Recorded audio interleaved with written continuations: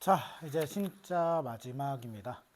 이제 마지막에 이제 세 번째 시간입니다. 마지막에 볼 거는 19페이지에 있는 독립협회 그리고 21페이지에 있는 대한제국입니다. 그러면은 독립협회부터 같이 한번 살펴보도록 할게요.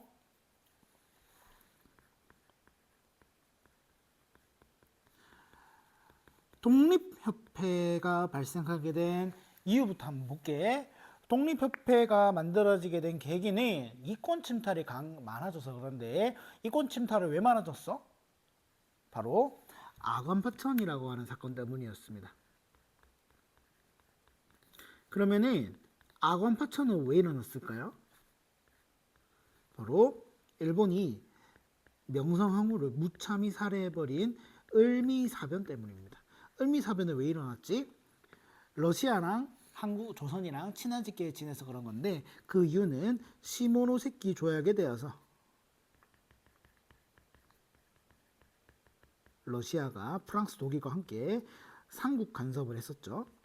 그래서 저 일본 별거 아니네, 러시아가 더 세네? 라고 하면서 러시아랑 더 친하게 지내니까 빡친 일본이 명성황후를 살해해 버리니까, 야, 고종 입장에서 어떻겠어? 그 자기 집에 누군가 갑자기 침입해가지고 와가지고 사람을, 자기 마누라를 죽였어. 그 집에 계속 살 수 있어? 웬만한 제정신 아니면은, 웬만한 정신 아니면은 그 집에서 못 자. 그래서 이 러시아 공사관으로 도망치는 아간파천을 단행합니다. 그래서 그 과정 속에서 단발령 결국에는 중단시키고요. 러시아 공사관으로 도망가니까 당연히 러시아의 영향이 늘어 안 늘어? 늘어나죠. 그래서 러시아가 우리나라의 이권을 굉장히 많이 침탈하게 됩니다. 그런 과정에서 이런 러시아의 이권 침탈에 대한 고발을 하기 위해서 서재필이 독립신문을 만들었고요. 이 독립신문을 만들었던 서재필은 우리나라의 독립을 상징할 만한 그런 건물을 좀 만들었으면 좋겠다고 해서 독립문을 건설하고자 했습니다. 근데 그 과정에서 돈이 부족하니까 사람들에게 모금을 하게 되었고요. 독립문 건설에 필요한 자금을 마련하는 과정 속에서 독립협회가 만들어졌다.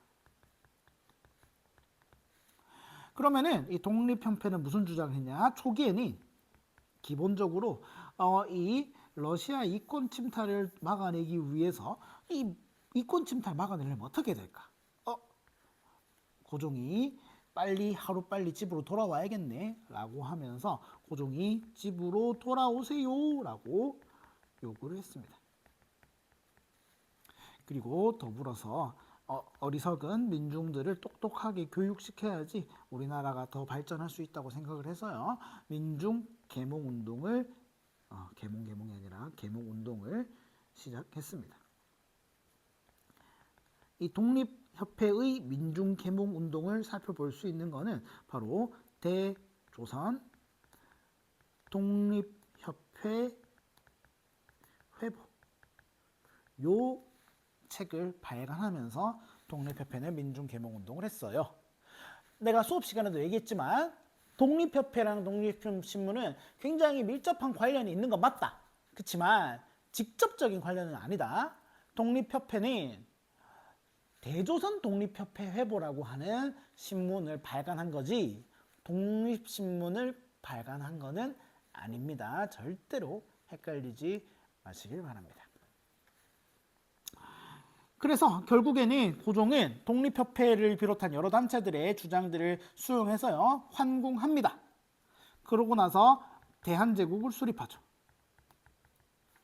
이렇게 자신들의 주장을 왕이 들어준다라고 생각하니까 더 신난 거라. 그래서 이 고종이 황궁하고 난 다음에 독립협회는 더욱 활발하게 활동을 시작합니다. 특히 세 가지 운동을 주도했는데요. 첫 번째는 자주국권운동, 두 번째는 자유민권운동, 세 번째는 바로 의회 설립운동이었습니다. 요 세 가지가 이루어졌던 거는 바로 만민공동회라고 하는 곳에서 이루어졌어요. 여러분들 나눠드린 학습지 20페이지에 있는 구국운동 상소문, 의회 설립운동, 요거 두 개가 만민공동회인데 이 구국운동 상소문은 자주국권운동에 해당하는 거고 의회 설립운동은 여기에 해당하는 겁니다. 특히 자주국권운동을 하는 과정, 이거는 러시아가 우리나라의 땅인 전영도를 마음대로 조차하려고 하니까 그거를 저지하는 것이 바로 자주권운동이었다. 자유민권운동은 민권은 인권 신장이라고 생각하면 된다 했지. 인권을 신장하는 그런 운동을 했었고 마지막으로 의회 설립운동은 기존에 있었던 중추원이라고 하는 것을 의회의 기능을 하도록 민의를 수용하는 의회를 만들 수 있도록 만들어보자 라고 하는 것이 바로 의회 설립운동이었습니다. 그러면서 이 독립협회의 정치에 대한 그런 참여도는 더욱더 높아지게 됐고요. 박정량 내각이 들어서게 되면서 단순히 백성들만 참여하는 만민공동회가 아니라 정부 관리들과 백성들이 함께 참여하는 새로운 회의를 만들어내는데 그 회의를 우리는 바로 관민공동회라고 한다고 말씀드린 바가 있습니다. 그래서 이 관민공동회에서는요 여러 가지 좀 더 급진적인 개혁 정책들을 주장합니다. 어떤 걸 주장했냐면은 바로 이 관민공동회에서 의결한 것이 바로 헌의 6조입니다. 헌의 6조는 바로 우리나라의 국권 수호와 민권 보장 요거를 주장했었던 그런 내용이라고 볼 수 있습니다. 아무리 좋은 내용이라도 모든 사람들한테 찬성을 얻을 수 있어? 없지. 싫어하는 사람도 있었다. 누가 싫어했다? 보수 세력들이 싫어했다. 대표적으로 싫어했었던 애들이 바로 황국협회 애들인데 얘네들은 저 독립협회 새끼들 어떻게 조지지 생각을 하다가 바로 잘됐다. 저 독립협회 새끼들 공화제 좋아한대요. 공화제라고 구라를 친 거야. 공화제는 뭐라고 했어? 저 왕 없는 거야. 지금 우리 이거야. 공화제에 중요한 거는 왕이 없어. 그러니까 고종 없어져라는 거야. 그러니까 이 공화제를 주장한다는 것은 당시 사람들한테는 즉 반역을 깨하는 거랑 다를 바가 없는 소리거든. 그래서 실제로는 독립협회가 공화제를 주장한 적이 없습니다. 그렇지만 헌의 6조 황국협회는 쟤네들 공화제 합니다 라고 이제 구라를 치니까 그것에 빡친 고종은 불안하겠죠. 실제로 안 했더라도 그런 말이 나온다는 것 자체가 불안할 거 아니야. 그래서 불안했었던 고종은 이 독립협회를 강제로 해산해버리고 맙니다. 그러면서 이 독립협회는 굉장히 어이없게 끝이 나게 됩니다. 그래서 중요한 거는 독립회에 공화제 지향했다 안 했다? 안 했다. 오히려 헌의 6조에서는 제1조에 보다시피 전제 황권을 국권이 한다라는 표현에서 볼 수 있다시피 공화제가 아니라 황제권을 오히려 더 옹호했어. 그러니까 절대로 독립협회가 공화제를 지향했다고 하면은 틀린 말입니다. 알겠죠? 자, 이런 의와 한계입니다. 의는 앞에서 학습지 20페이지 있는데 자주권 수호했습니다. 무엇보다 이권 수호했습니다. 가장 대표적인 예시가 러시아의 저령도 조차 열구를 이제 끝냈다. 좌절시켰다. 그리고 민권의식도 보급했죠. 만민공동회와 관민공동회 같은 것을 통해서 좀 더 정치 참여가 가능하게 했습니다. 그러면서 이런 민중들이 적극적으로 정치를 참여할 수 있다는 면에서 의의를 갖췄지만 한계로서는 러시아만 싫어했다. 러시아의 이권 침탈만 싫어했다라고 하는 점이 가장 큰 한계라고 볼 수가 있겠습니다. 동아농민운동 같은 항일 의병 이런 것들은 다 배척했다. 이런 것도 문제였다. 자, 다음입니다. 21페이지로 넘어가서 진짜 마지막 주제 대한제국입니다. 대한제국은 이제 다른 제국주의 열강들과 같은 레벨에 서기 위해서 스스로를 황제라고 지칭했고요. 고종이 덕수궁으로 돌아온 다음에 많은 백성들이 고종에게 칭제 건원을 요청하니까 이러한 요구를 받아들이면서 스스로 황제를 지칭했습니다. 연호로 광무를 사용하고 국호를 대한제국으로 사용했습니다. 대한제국은 삼한에서 따온 거다. 삼한에서. 그러고 나서 대한국 국제를 반포했습니다. 요거는 대한국 국제는 독립협회를 부수고 나서 만들었는데, 독립협회에서 헌의육조에서는 국권 수호하고 민권 보호한다고 했잖아. 근데 대한국 국제 같은 경우에는 오로지 황제권의 무한정한 황제권, 요런 것을 지향했습니다. 전제 군주제를 강화하는 그런 것이었습니다. 그래서 굉장히 역행하는 것이다. 입법, 행정, 사법권 등을 모두 다 황제가 가지는 그러한 법이 바로 대한국 국제입니다. 광무개혁이 이제 있었는데요. 대한제국에서 있었던 광무개혁 하면은 기본적으로 구본신참이라고 하는 원칙을 내세웠습니다. 옛것을 근본으로 하고 새로운 것을 참고한다. 그리고 광무개혁은 황제권 강화에 초점을 뒀는데, 이것을 가능하기 위해서 원래 황제권을 약화하기 위해서 만들었었던 국내부를 강화했고요. 그리고 황제가 모든 군대를 통솔하기 위해서 원수부를 설치했습니다. 광무개혁하면 가장 중요한 거 바로 양전지계 사업입니다. 양전 사업은 땅을 측량하는 거야. 사이즈 측량하는 거야. 지계 사업은 소유권을 확인하는 거야. 그래서 근대적 토지 제도와 지세 제도를 수립하기 위해서 이런 양전 지계 사업을 실시한 바 있습니다. 그래서 결론은 이 소유권을 보여주는 지계, 땅 문서를 모든 사람들한테 부여했고, 외국인 소유를 금지했다라고 하는 것에서 이 중요한 사업이 되겠습니다.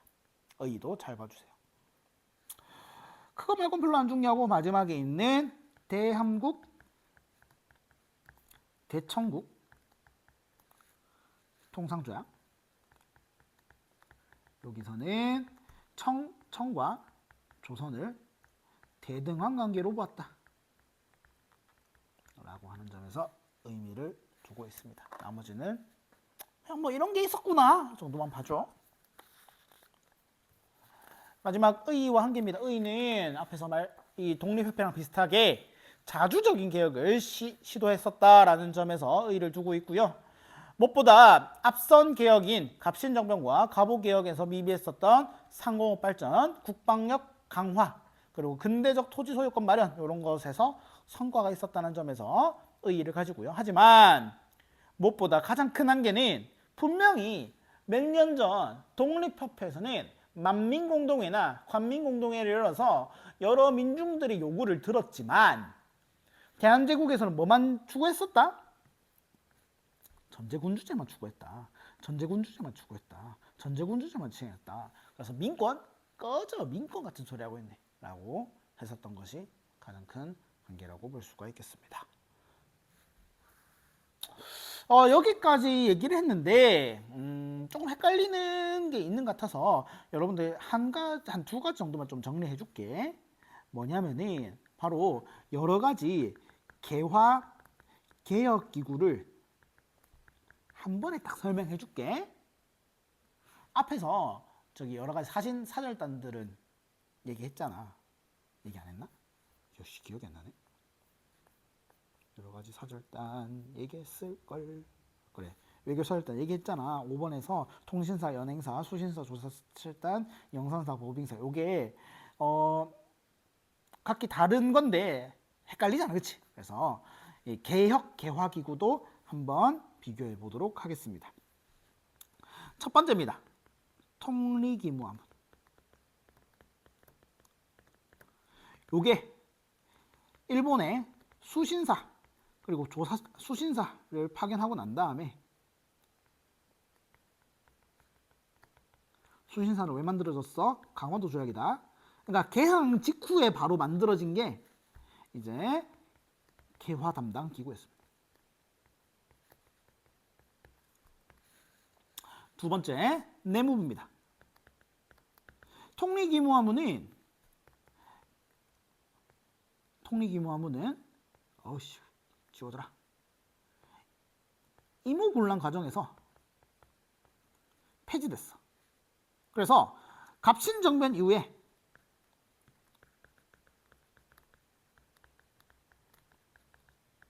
개화를 담당하는 기구로 내무부가 설치되었고요. 그 다음에 나온 거는 직광소입니다. 직광소는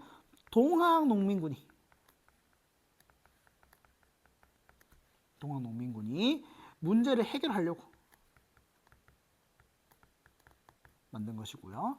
그 다음에 교정청은 동학농민운동이 일어나고 있는 시기 중에 조선 정부 주도로 패전개혁을 하려고 했었던 겁니다. 그치만 이 교정청이 제대로 업무를 못하고 없어졌다. 왜? 일본이 군국기무처를 만들어서 여기에서 제1차 가보개혁을 지도했다고. 근데 군국기무처는 1차 가보개혁 때만 있었다. 그러다가 뭐 내각이 만들어졌다가 내각을 중심으로 이루어지다가 광무개혁 때는 1차 가보개혁 때 만들어진 이 원래 1차 가보개혁 때 왕권을 제한하려고 만든 게 국내부였었는데 실제로는 광무개혁 때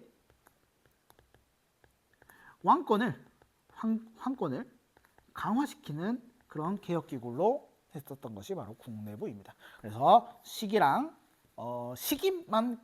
이름만 구분해주면 되겠다. 또 마지막에 진짜 정말로 마지막으로 볼 게 뭐냐면은 바로 이 앞에서 방금 전에 봤었던 이 헌의 6조랑 대한국제를 한번 비교해 볼 거야. 요거 두 개는 비슷한 시기에 나왔잖아. 요거는 독립협회, 요거는 대한국제는 대한제국이야. 요 두 개는 비슷한 시기에 나왔었기 때문에 정치 체제와 관련해서 공통점도 가지고 있고 차이점도 가지고 있거든. 우선 공통점을 좀 얘기를 하자면은 헌의 6조랑 대한국제는 결국에는 황제권을 정치 체제의 중심으로 보고 있어. 그러니까 헌의 6조도 1조 보면은 전제 황권을 국권이 한다고 했잖아.